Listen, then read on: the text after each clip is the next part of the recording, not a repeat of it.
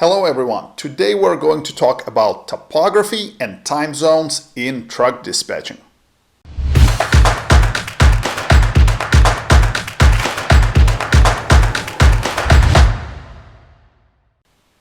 Okay, so what is topography? Topography is an arrangement of natural and artificial features of the area. In simple words, it's mountains, flatlands, deserts, and other natural features. Now, why should you, as an independent truck dispatcher, care about topography? Technically, you don't care, but your clients will, and here's why. Primarily, your clients are going to care about mountains and hills. The reason they will care about mountains and hills is because their trucks are going to consume more fuel when they go to these areas. Also, sometimes their trucks may be older or don't have the right kind of engine to pull very heavy loads in a really seriously mountainous areas. And when you book a load for them, they may tell you that they don't want to go there.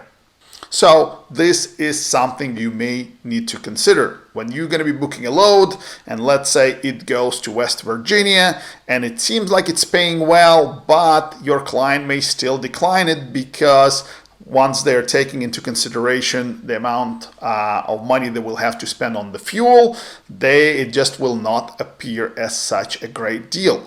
So just be aware of those things and don't be surprised when your client may respond with this kind of argument.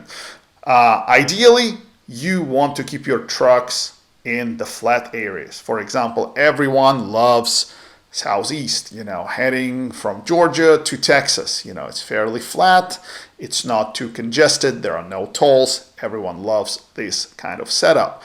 People will like much less going, let's say, through Pennsylvania, where there are a lot of hills, a lot of tolls, and so on and so on. So this is something you may need to consider. Another thing you need to consider are time zones. Let me give you an example. You have a truck in Birmingham, Alabama, and you book a short straight through run to Atlanta, Georgia.